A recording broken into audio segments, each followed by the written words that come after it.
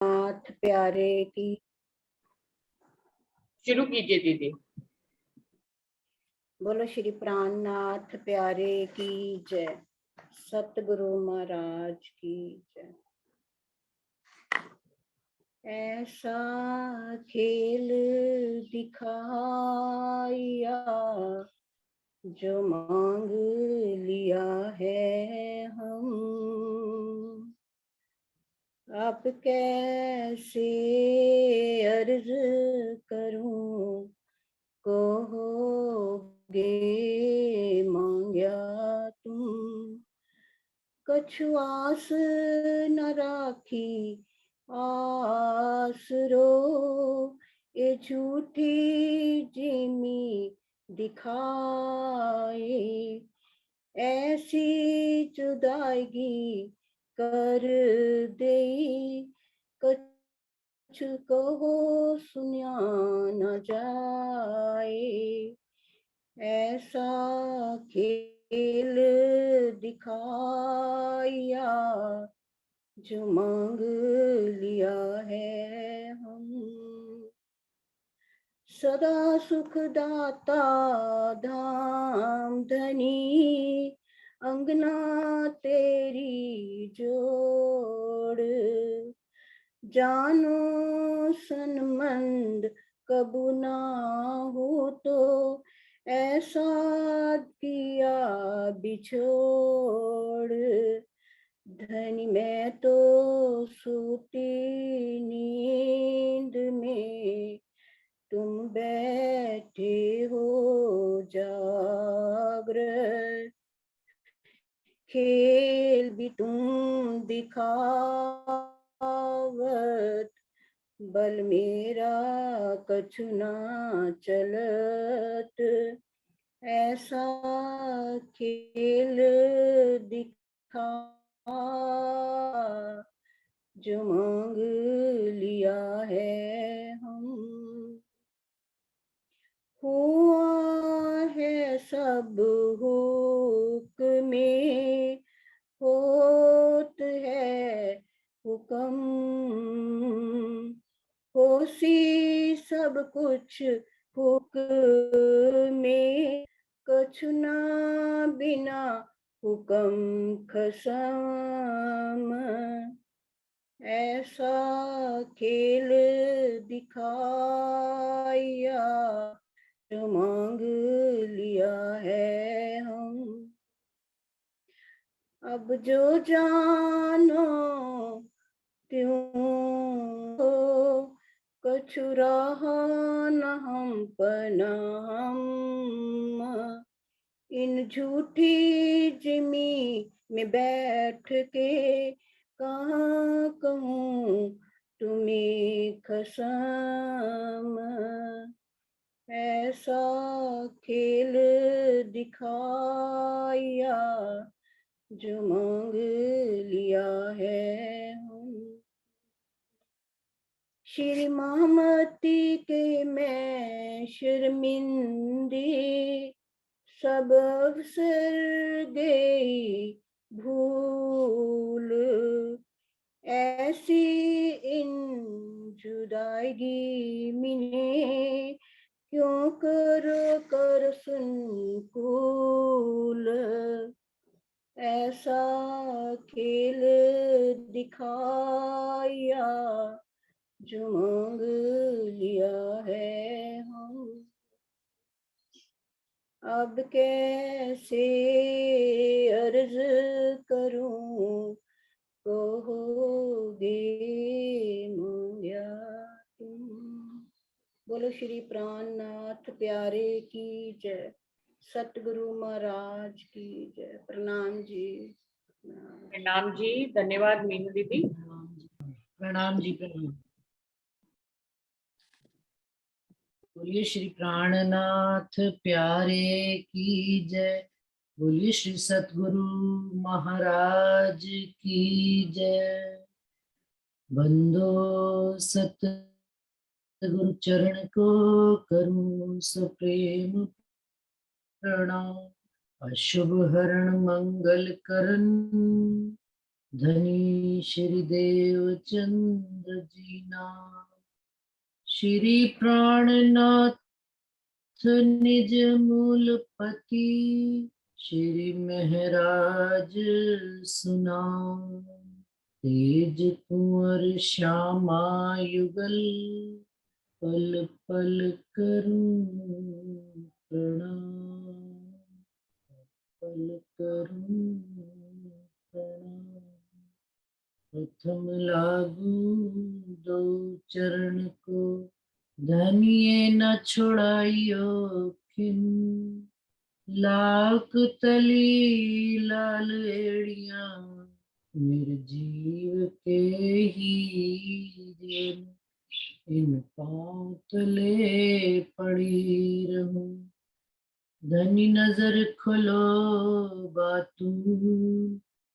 पलना वालू निरखु नेत्रे, मेरे जीव के ही जीवन के ही।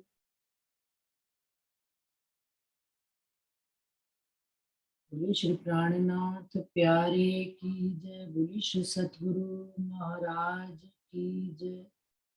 सुंदर साथ जी, हक जोबन जोश मुख बीड़ी छवि प्रकरण चल रहा था। चौपाई 23 तक हमने कल पढ़ ली थी कि राज्य महाराज के अंगों में इश्क ही इश्क भरा हुआ है। राज्य का रोम रोम हम रूहों को इश्क देने के लिए लालायित है।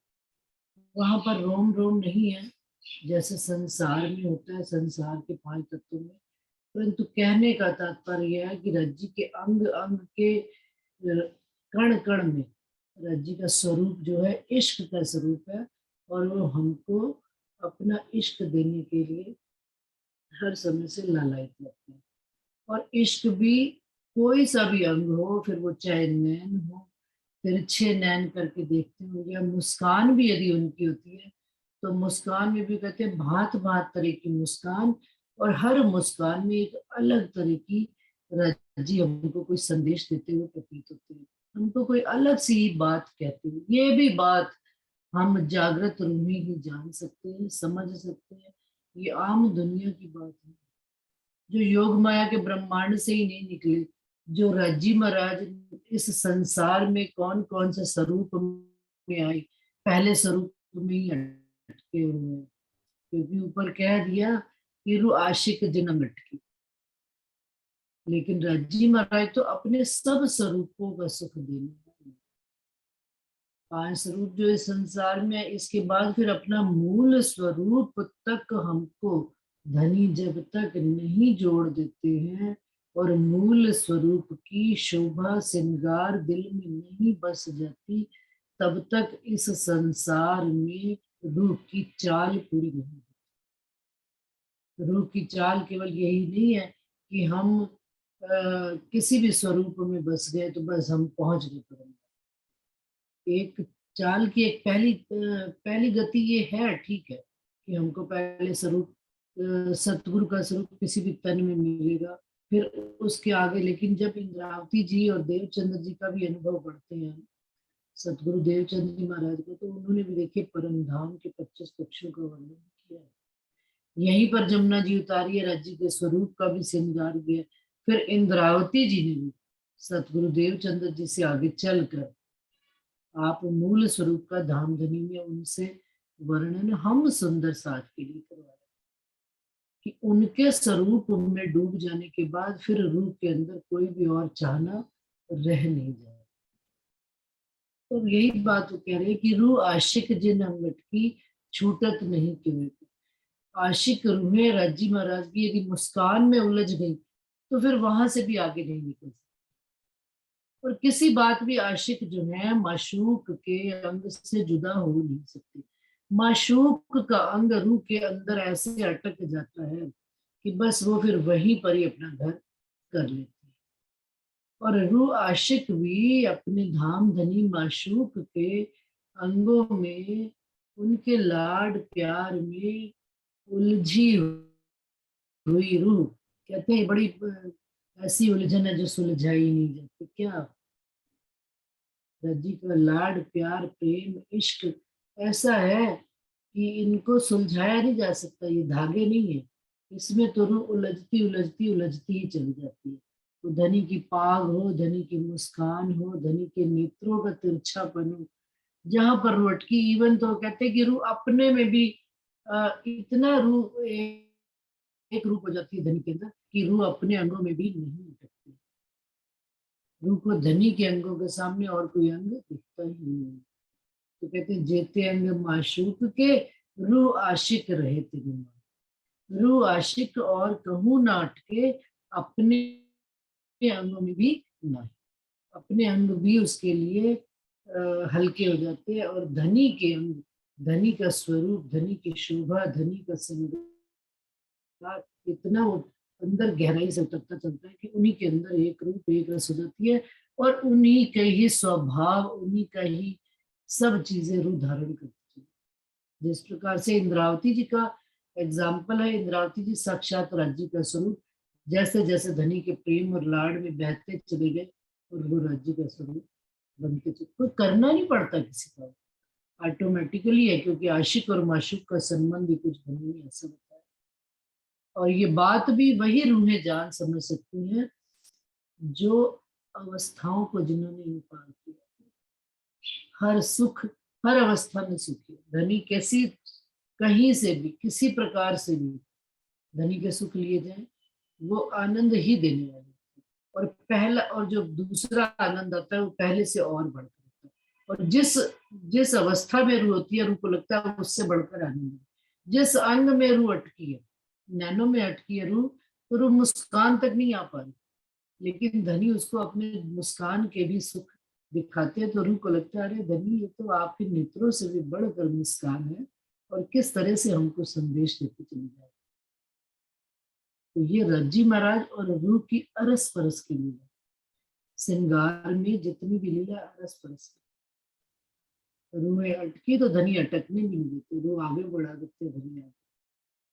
क्यों? क्योंकि उन्होंने इस संसार में आके रूहों को अपने हर अंग का सुख का एहसास करा, और अपनी आशिकी वो किस तरह से निभाते चले जा रहे।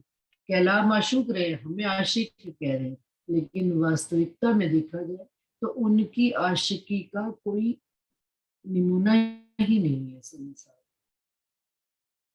पपिया है, चातक है, कितने पशु पंखी है कि वो पानी भी कहते हैं कि वही बारिश का पानी पीता है, पूरा साल भर पानी नहीं पीता, लेकिन कहीं पर भी किसी चीज का मिलान धाम धनी की आशिकी के सामने नहीं है।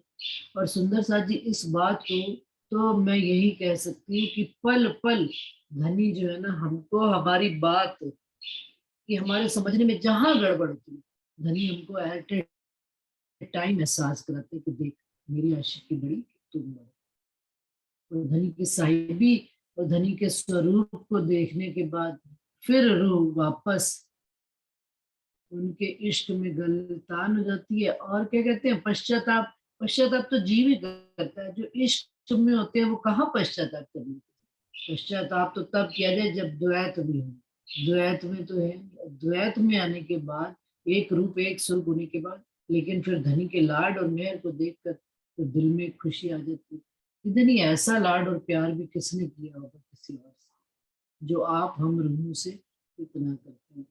तो कहते करते बातें प्यारी माशूक, हाथ करे चलवन, नेत्र भी वाही तरे, चुभ रहे तो रूह के तर। कि धनी अपनी रूहों के साथ जब बात करते हैं, जैसे हम बात करते हैं हाथ हिल जाता है, तो वो कहते हैं जब बातें करते हैं धनी तो करते हाथ चलवन, उनके हाथ भी विभिन्न मुद्राओं में एक्शन करते हैं। और फिर क्या होता है, नेत्र भी वाही तरे, उनके नेत्रों में भी जुबान से जो बात कह रहे हैं उनके नेत्र भी एक्सप्रेस करने का तरीका, अपने भाव को, तो उनके नेत्र भी वही बात अपना प्रकट कर रहे हैं भाव, और हाथ भी उनके उसी तरह चल रहे हैं, चुभ रहत रूह के तर। और रूहों के तन में ये सारे अंग धनी के चुभते चले जा रहे हैं। और तो और सुंदर सा जी बात कि जिस दिशा में रूह को चलाना चाहते हैं उसी दिशा में धनी के नेत्र भी होते हैं, उसी दिशा में धनी की जुबान भी होती है, धनी के हाथ भी होती है, और रूह को लगता है कि वो चल रही है, नहीं। लेकिन हकीकत में ये बात तो तब समझ में आती है कि धनी हमको खुद दिशा दिखा, धनी स्वयं अंतस्करण में बैठकर हमको मार्गदर्शन करे, और हमको धनी जैसा चाहे वैसा चला।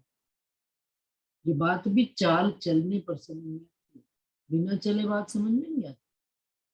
तो ये चुभ रहत रूह के तन में ये बात भी चुभ चुभ कर जाती है कि हाय राजी आप कितना हमको प्यार करते। जरा सी बात दिल में आई नहीं, धनी प्रैक्टिकली करके दिखा, कहते तू सोच तो सही, ये परमधाम में नहीं है, यहाँ पर भी हो।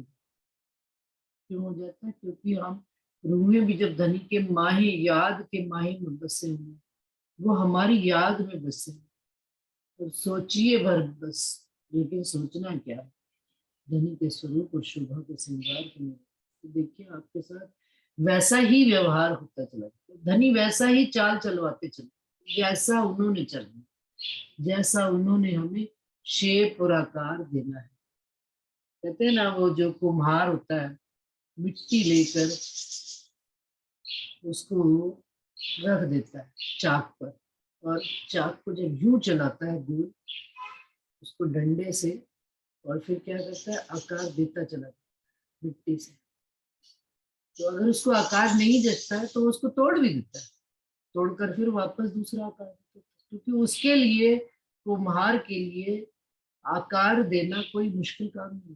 तो धामधनी अक्षरातीत रज्जी महाराज भी हम रूहों को जैसा जैसा उनके मुख में है, जैसा उनकी नजर में है, और उनके हाथ भी वैसा ही चलन करते हैं, और रूहें उनकी इन अदाओं पे वारी वारी सब अंग हक के इश्क भरे, क्यों कर जाने जाए होए रूह जागृत अर्श की ताए हुक्म दे।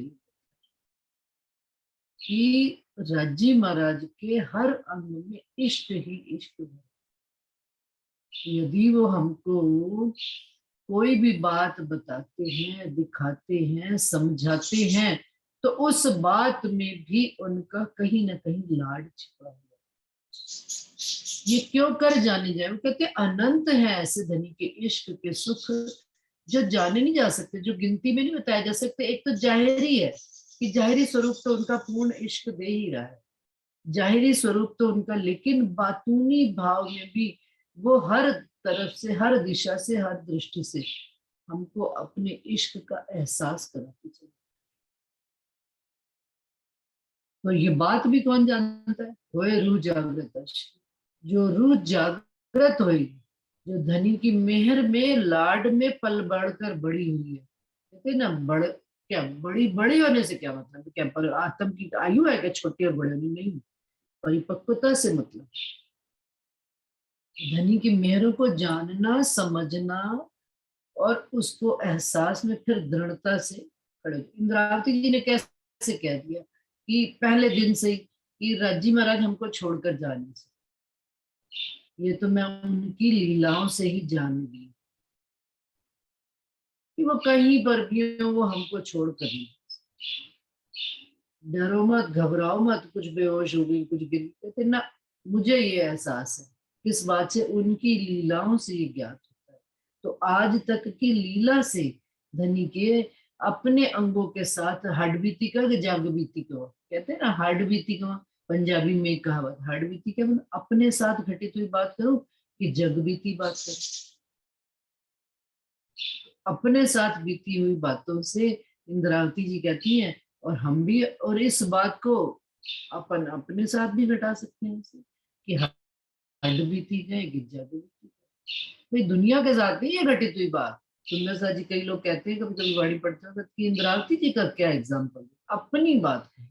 तो जी हाँ बिल्कुल, हमें भी राजी महाराज ने अपने एहसास का, अपनेपन का एहसास सदा ही दिया, और उसी का ये फल स्वरूप है। कहते ना फल श्रुति, फल क्या निकला उसका फल, उस बीज का फल ये निकला कि धनी आपने जैसा चाहा हमको आकार, और हमारा स्वरूप जैसा आपने चाहा वैसा, जैसा बीज बोया बीज वतन का सो उगया वाही रसन, आपने वतन का बीज बोया तो वैसा ही उगा। तो ये फल स्वरूप जो है रूहों का धनी ने वैसा ही स्वरूप खड़े करते चले गए। इसमें हमारी और आपकी कुछ भी नहीं। तो कहते ना सेवा ना बंदगी ए मेरी, इंद्रावती जी ने तो कह दिया मेरे अंदर, जबकि उनसे देखिए साक्षात राज्य ने अपनी पूरी बात संसार में कहा, लेकिन फिर भी वो कितना नम्रता है, कितनी विनम्रता है, कितना नमी नमी लागू पाए कि मेरे अंदर तो धनी आपके प्रति, लेकिन आपने चाहा जो होता गया, जैसा चाहा धनी आपने वैसा होता चला गया। ये बात भी कौन जानेगी, जाहिरी स्वरूप को तो जानना ही जानना है, लेकिन उन बातून स्वरूप के सुखों को, बातून सुखों को जो रूह होए जागृत अर्श की, ताए हुक्म हुक्म का स्वरूप धनी का हुक्म, उनको आकर रूहों को सारी बात खुलासे से समझा। जब बात करे हक रूह सो, तब अंग सबे उलसत, करते बातें छिपे नहीं, हक अंगो इश्क सिफत। क्या कह रहे हैं, जब राजी महाराज रूह से बात करते हैं तो उनके अंगों में, सब अंगों में इश्क उछल उछल, जैसे संसार में हम कभी किसी से ऐसे सुंदर साथ से मिल ले जो बड़े, जिनको हम चाहते हो और वो सामने आ जाए हमारे, तो हमारा कैसा भाव होता है, हमारे अंग भी उछल उछल कर उनसे मिले, खुशी का प्रदर्शन होता है। वो कहना नहीं पड़ता कि मैं प्रदर्शन कर रही हूँ, या वो नाटक थोड़े होता है, लेकिन उनके दिल में, हम सुंदर साथ के दिल में उस सुंदर साथ के प्रति प्रेम भाव झलक रहा होता है, और किसी के अंगों में नहीं तो किसी के नेत्रों में झलक रहा होता है, किसी की जुबान में झलक रहा होता है। तो कहते हैं लेकिन राजी महाराज जब हम रूहों से बात करते हैं तो उनके सब अंग उलसते हैं। हमें धनी की राह पे चलना हो ना सुंदर साथ जी, अच्छा जैसे अभी आपने देखा 12 मोमिन जब गए हैं कुर्बानी की राह पर औरंगजेब को सुनाने के लिए, तो उनके अंगों में कितना उल्लास था। ये धनी जीते जी तो आपके चरणों में बैठेंगे, मरकर भी आपके चरणों में उठे, शरीर छूट गया तो भी आपके चरणों में, उनके अंगों में उल्लास आए। कुर्बानी को नाम सुन मोमिन कुर्बानी भी किस चीज की देनी, कोई कुर्बानी हमने घर संसार की थोड़े देनी, मैं खुद ही की अपनी कुर्बानी दे, धनी ने जैसा चाहा वैसा करते चले जाए। तो कहते हैं धनी भी हम रूहों से जब बात करते हैं तो उनके सब अंगों में उल्लास प्रेम झलकता है, और बातें करते छिपे नहीं। जब वो हमसे बात करते हैं तो वो उल्लास छिपता नहीं है। कहते ना भाई जरा हमने मन की बात छिपा दी ना, छिपाई नहीं। कोई सुंदर साथ मिल जाता तो कैसे घुट के गले मिल लेते, ऐसे गले मिलते हैं कि उनका जो वो जो कस के दबाना भी होता है ना, वो कभी भूलता नहीं धनी का। तो हक अंगो इश्क सिफत, ये धनी के अंगों में जो इश्क छलक रहा है, ये उन अंगों की सिफत है कि धनी हम रूह, धनी के अंगों में उल्लास जागृत हो जाता है हमको देखते ही, हमसे बात करने की, और वो छिपता भी नहीं है, वो बाहर भी प्रकट हो रहा है। अंतस्करण जितना भरा हुआ जिस चीज से, वही बाहर प्रकट हो रहा है। हमारे दिल में यदि किसी के लिए नफरत है, घृणा है, तो हमारे हाव भाव उसमें प्रकट कर देते हैं, पता लग जाता है कि नहीं। फिर सामने वाला कितना भी होशियारी कर ले, और तेरे को ज्यादा पता है, तेरे को कोई उसने जुबान से कहा कुछ कहा, लेकिन क्या हम कह देते नहीं, उसके भाव को बता रहे, क्योंकि उसकी नजर अच्छी नहीं, उसकी दृष्टि अच्छी नहीं थी। क्यों, ये छठी इंद्रिय है क्या, सामने उसके चेहरे पे लिखा, उसके हृदय का भाव उसके चेहरे पर जड़। इसी प्रकार से रज्जी महाराज का हृदय इश्क से गंजान गंज है, और उनके चेहरे में और अंगों में झलक रहा है। और किनके लिए, हम रूह के लिए। और जैसे ही रूह उनको कोई बात ऐसी कह देती है, उनके इश्क ही इश्क होता है, और वो इश्क उनके अंगों में परिलक्षित होता है, और रूहों को और हमको दिखता है उल्लास से करते बातें छिपे नहीं, हक अंगो इश्क सिफत। नेत्र कहे और नासिका, हाथ कहे और मुख, सब और अंग सबे याही विद, कहते बातें दे सब सुख। अब जिनका इश्क का ही स्वरूप है, इश्क की ही बात करते, इश्क की ही बात सुनते हैं, इश्क, इश्क कहना, सुनना, खाना पीना, नजर, दीदार, जुबा, बात करनी, चलवन उंगलियों का सब इश्क ही इश्क है। तो फिर वो कहते हैं कि वो क्या देंगे, सुख ही सुख तो देंगे। अब जब हमसे, लेकिन होता क्या है, धनी हमसे परम धाम की बात करें और हम उनसे इसके विपरीत बात करें, तो ये हो गया वो, धनी कहते हैं तो समझ नहीं। राज्य क्या हमसे चाहते, क्या राज्य चाहते हैं हमसे माया की बातें करें? उनको क्या माया की बातें करने आए हैं सब ना। कान, वो कह रही अभी तक सामने आती बात की उनके कान, वो कहा ना जब उसने काया मुल्ला ने, कि लगता है ये बात जो है ना इब्राहिम ने शायद की, सुंदर साहब को ज्यादा पता होगा, मेरे को शब्द नहीं, कि उसमें उन्होंने कहा लगता है ये गलत बात लिखी गई। तो प्राणनाथ जी ने कहा ना, ऐसी बात ना बोलना, दोबारा पढ़ो। कि वो कान उनके बंद है, किस बात पे बंद है? संसार की कोई बात सुनने के लिए उनके कान धनी के लिए, क्योंकि वो इश्क का स्वरूप है। इश्क ही देते हैं, इश्क ही लेते हैं। इश्क की बात धनी को कहिए, विरहा की बात धनी को कहिए। देखिए सामने प्रकट हो गई, सामने एहसास के रूप में खड़े हो जाएंगे वो। धनी हमसे, धनी ऐसा चाहते थे आप मेरे से, मेरे को तो पता ही नहीं लगा। और धनी मेरे को इस तरह से इश्क देकर चले गए, मुझे ये बात ही नहीं पता लगी। समझ आई तो और आनंद अपने अंदर, क्योंकि अनुभव के कारण ही रूह आगे बढ़ती है। भाई क्या दिया बच्चे को प्यार दिया, बच्चे को प्यार का एहसास कब हुआ? जब उसको हमने कुछ अच्छी चीज गिफ्ट की, टॉफी दी, चॉकलेट दी, भाई ये तो मम्मी मुझे प्यार करती है। बच्चे को सिखाया जाता ना, भाई तुम अच्छा काम करोगे तुमको ये गिफ्ट मिलेगा। धनी की राह पर चलने पर धनी हमको गिफ्ट्स दे, अपना लाड और प्यार के रूप में धनी हमको अपने सौगात उपहार भेजते। और वो उपहार अनुभव की चीज, किसी दूसरे से बांटने की चीज। बांटेंगे तब जब हम खुद को अनुभव हो, और फिर रूह और बढ़कर जोश से धनी की राह पर चलने को लाए क्यों? क्योंकि सब अंग करत इशारते, नेत्र और नासिका तो है ही, हाथ कहीं और मुख सब इश्क दे रहे हैं, लेकिन फिर इंद्रावती जी झट से पलट जाती है। क्या कहती है? सब अंग करे इशारा, खाली नेत्र और नासिका नहीं, हाथ और मुख नहीं, क्योंकि जिस जिस अंग में वटकी हुई है, मुखार बिंद पे अटकी हुई है, तो उनको लगता है मुखार बिंद का हर अंग इश्क दे रहा है। तो कहती नहीं नहीं नहीं नहीं, सब अंग करते इशारा। धनी उनको फिर हाथों में ले जाते हैं, फिर कभी उनको अपनी कमर में ले जाते हैं, लटके मटके चलत हैं, कभी चरण कमल में ले जाते हैं कि धनी पांव धरत है, फिर उठाते हैं। क्या एक एक बात का राज है, कितना खोला जाए, राज भी राज राज रह जाते हैं ना, तो उसका आनंद कुछ और नहीं।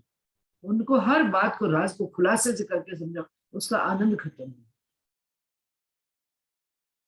कि धनी हमसे बात करते करते राज छोड़ जाते, उस राज को खोलना, उस उलझन को सुलझाना, यही तो रूहों का खेल है। यही तो धनी ने रूह को इस खेल में उलझाया।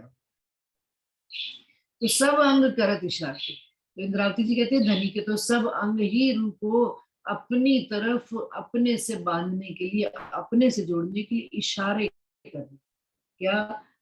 हक अंग रूह सुलग, धाम धनी राजी महाराज की लगन जो है केवल रूहों से, और केवल रूहों से। उनके पास तो और कोई काम नहीं, उनके पास उनको ना खेल में आनंद आता, ना घर परिवार में आनंद आता, ना काम क्रोध लोभ मोह ईर्ष्या किसी चीज में, किसी चीज में। उनको तो केवल, उनके पास ये सब चीजें है ही।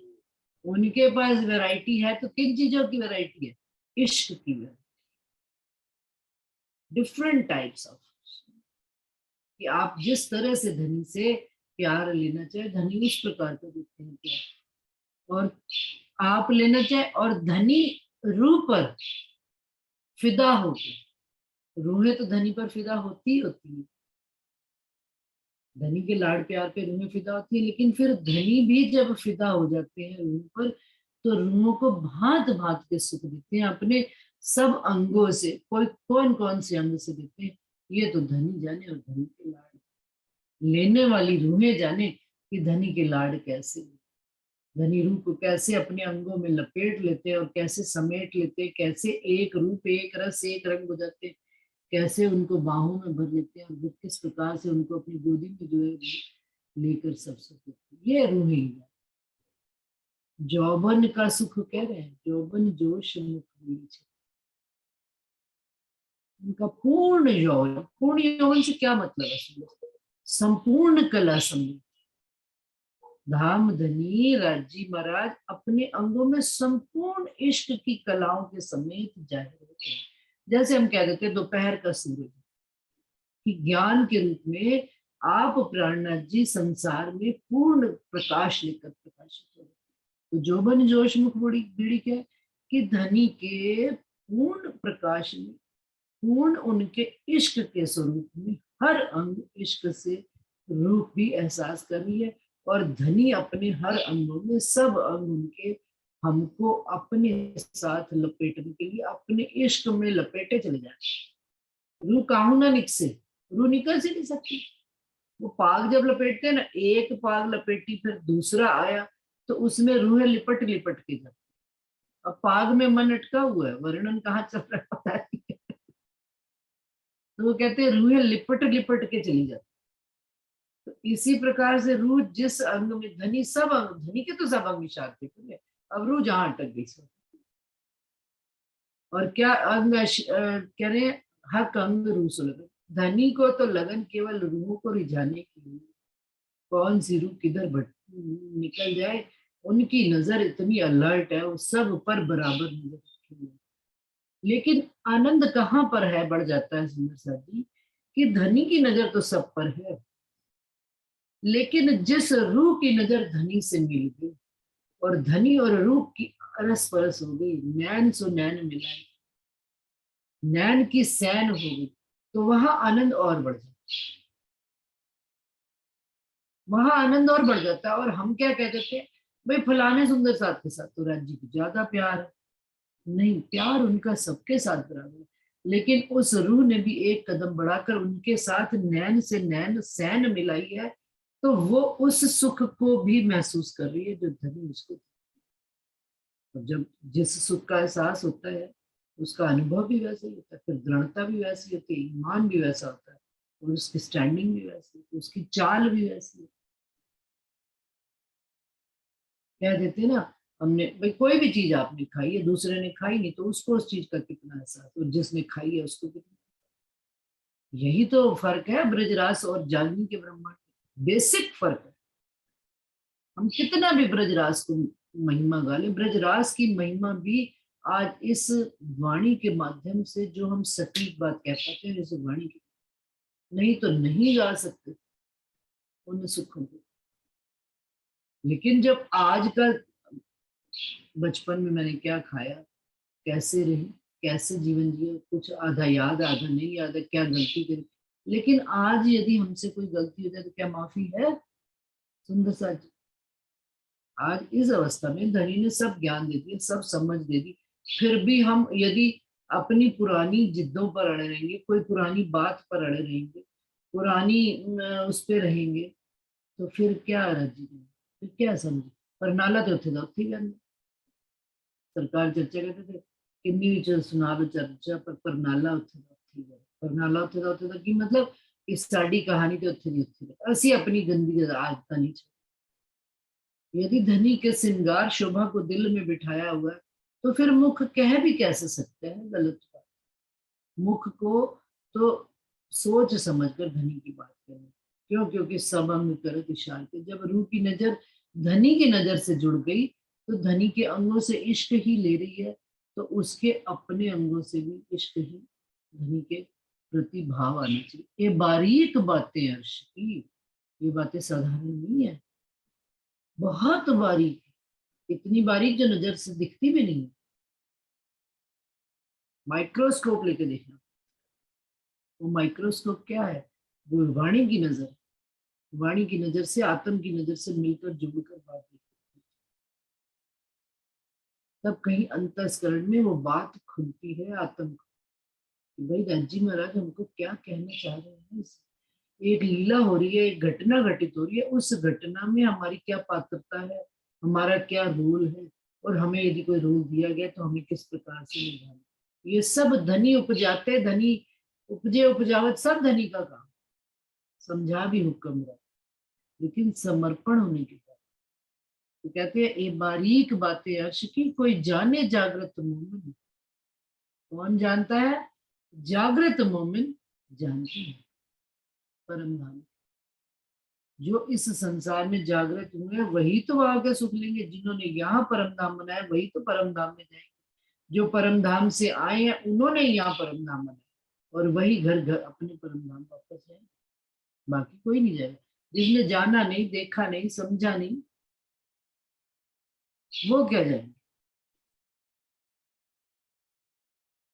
तो कहते हैं कोई जाने जागृत मोमिन, हम हक अंग जोत की क्यों कहूं, जो नूर नूर का नूर, अंग मीठे प्यारे सुख सलूकी, दे हक हुक्म शो। अब क्या कह रहे हैं? हक के अंगों में से जो जोत निकल रही है, जो प्रकाश निकल रहा है, जो हमारे अंदर जोत आकर हमारी मैल को काट कर, माया को काट कर अपना प्रकाश हमारे अंदर, नेत्रों से जोत निकली, आपकी नेत्र में गई सीधा दिन। धनी के अंगों से जो ज्योत प्रकाश निकला, क्योंकि धनी की नजर किस पर है? आप पर अटकी है, हम सब पर अटकी। मेरी कौन सी रूह कैसे कौन सा काम करती है, क्या बात करती है, सब हम रूह पर अटकी है, उनकी नजर। अब वो ज्योत क्या करेगी? हक अंग ज्योत की क्यों कहूं, जो नूर नूर का नूर। वो कहाँ का नूर है? 14 लोक का नूर नहीं है, अक्षर ब्रह्म का नूर, फिर परम धाम का नूर, फिर परम धाम से भी आगे जिससे परम धाम है, राज्य के अंग का नूर प्रकाश है। तो वो नूर तो अंधकार को कैसे काट के,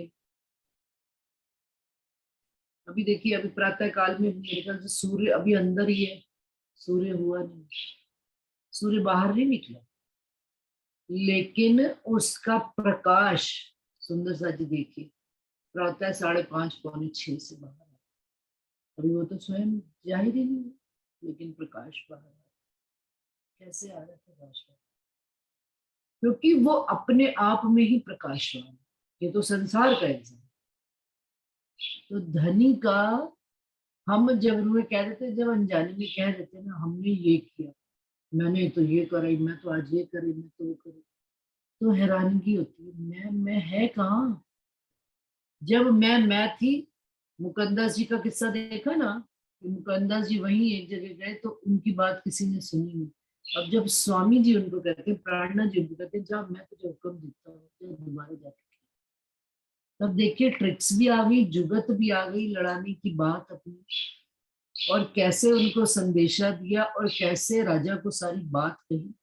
हुई ना बात, क्या हुई कि वो धनी की जोत, हुक्म रूपी जोत उनके अंदर आके बैठ, कि पहले वो कह रहे थे मैं करके आए, तो राजा ने कहा जा करके देख। क्यों? क्योंकि अहंकार में कह दिया था ना मुकुंदास जी ने, अरे क्या आप उनको मुसलमानों को भेज रहे? कहते तू तो हिंदुओं को नहीं समझा सकता। वो तो मुसलमानों के बीच में मोमिन इतने महीने रहकर